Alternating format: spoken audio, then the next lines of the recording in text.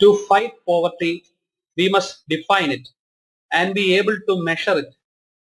Poverty is multidimensional. Its harsh reality varies from one nation to another. So how do we measure poverty? We begin by creating a measure of well-being.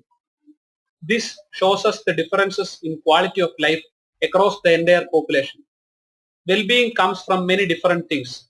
How much we earn, where we live, what we eat and how much we eat, the things we acquire and use every day, whether we go to school or see a doctor when we are sick.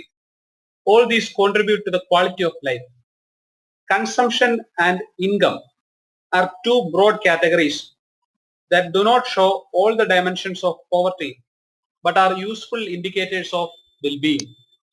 To collect this data, a country will survey many different segments of the population. From the collected data, a range of consumption and income can be created. People at the highest well-being are shown to the far right.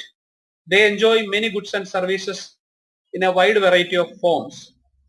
Those with the lowest well-being are shown to the far left. They have access to limited goods and services. To compare this data, monetary values are usually assigned.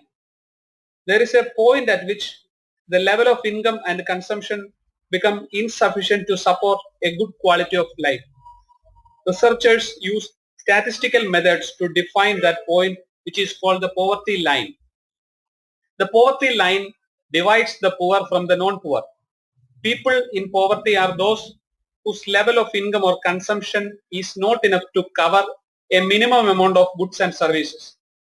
There is also a point that represents the minimum food consumption that can sustain life. That is the extreme poverty line. These points will differ from one country to the next because the circumstances changes from country to country. But the process of measuring poverty is consistent. How do we measure how many people live in poverty? When we plot out the population of a country, we see how many people live in poverty and what percentage they represent of the country's entire population. This data reminds us how much work is to be done to fight against poverty. It actually helps to organize that fight. With this information, we can calculate how many people live below the poverty line. We can start seeing what help is needed, who need it, and what types of programs could be effective. We can accurately measure our progress and more importantly, adjust our plans to empower people so that they can increase income, improve their well-being and move above the poverty line.